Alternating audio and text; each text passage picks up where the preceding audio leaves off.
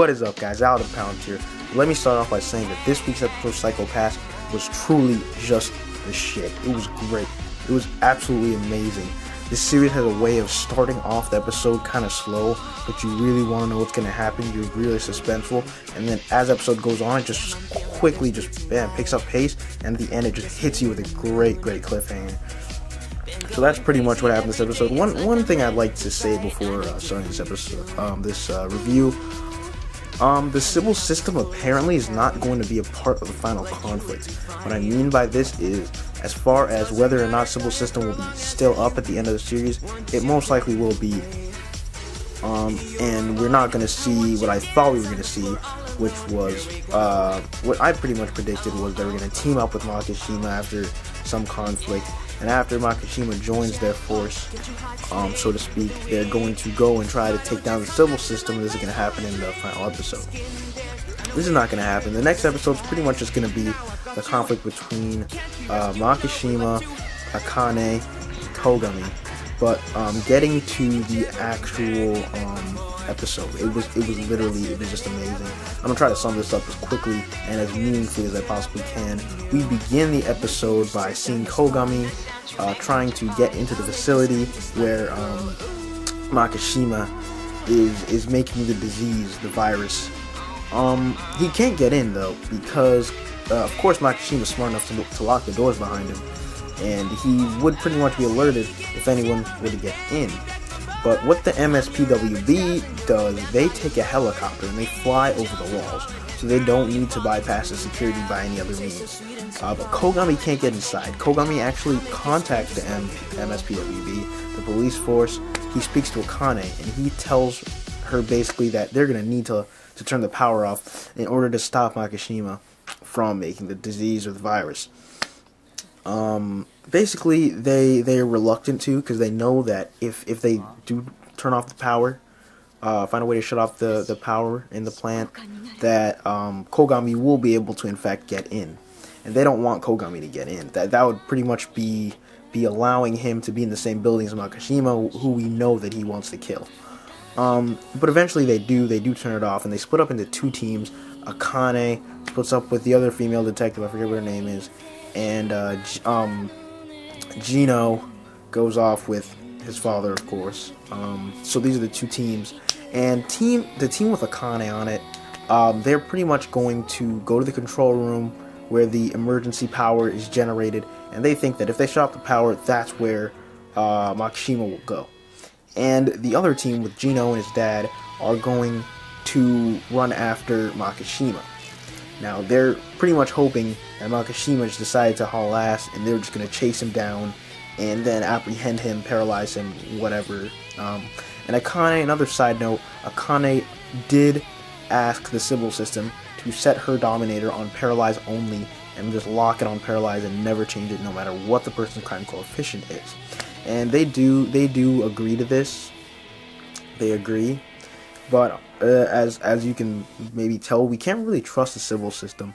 I don't think it's really it's obviously not a trustworthy system, and I don't know if it's going to uphold its promise to keep it on Paralyzed, but at least that's what it says it's going to do. Anyways, getting into it, Makishima, Akane starts to realize Makishima's true goal. We don't know what his goal is, but we know that Akane knows something's wrong. So she runs from the control room and runs to where Gino and his father went, after Makishima. And as Akane chases them, we go to Gino's team, that little two-man team, and we see that they are in a room and they suspect that Makishima's in there. They're looking around for clues. All of a sudden, Gino hits a tripwire, and all these crates just bury him under the crates. I swear I thought he was dead from that shit. But apparently the crates were pretty heavy, but they didn't get a direct hit. It kind of like crushed one of his arms and just maimed him, but it left his head and his the main part of his body pretty much untouched. He's not dead, but he's severely injured, and he definitely cannot move at this point because he's still shaken up. And at that point we see Makishima appear, and Makishima goes straight for Gino's dad. Sorry, I cannot understand it. I can't remember this guy's name for the life of me, so I'm just gonna call her Gino's dad. So Gino's dad and Makishima are having this badass fight.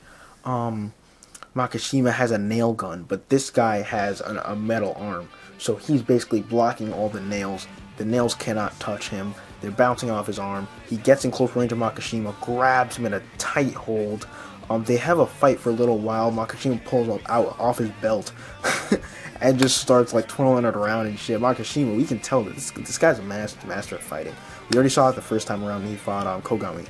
But anyways, they're having this little tussle, and Makishima's basically caught in he's basically grabbed. He basically is in a headlock, and he cannot move. He cannot move, and he's pinned to the ground by Gino's dad. So at this point, I'm thinking, wow, Makishima's really, really fucked. But except he can use his arms. What Makishima does and how he gets out of this, he holds a bomb, and Gino's dad is like, well, you're not planning to blow us both up, are you? And Makishima's just like, oh no, I'm not going to blow us both up. I'm going to blow up your son who's under those crates. Sick. Makishima is just like, this guy thinks, oh my gosh. He pulls some Aizen shit later. Let me get to it. But Makishima just holds the bomb. Gino at that point just like he says, do not let go of the criminal. Hold the criminal. But of course Makishima, he still Gino's dad still holds him, but as soon as Makishima throws the bomb, Gino's dad gets up, hauls ass to the bomb, tries to throw it away from Gino to save Gino's life from this bomb. But apparently he picked up the bomb, he started to throw it, but it blew up as it just started going in the air, and it does in fact mortally, I believe it's mortally, wound Gino's dad. So he is down for the count. Gino has this whole emotional scene. It really, really was well done, where he's crying over his dad. He's like, Dad, it's not too late, it's not too late. And his dad's like, you know, you really are my son, blah, blah, blah. And it was just a great, great, great, great scene. At that point, we see Kogami run through. Kogami looks down, he sees the scene, and he knows that Makishima's through that passageway. He takes a moment of silence, and then he just runs on. And now we see Kogami versus Makishima, and this shit is amazing, amazing, amazing fight. What got me though, right before the fight, Makishima's pretty much talking to Kogami while he's running around the facility, like, oh, you're finally using a real gun. You finally developed some real bloodlust. You're everything that I wanted you to be. You're everything I made you.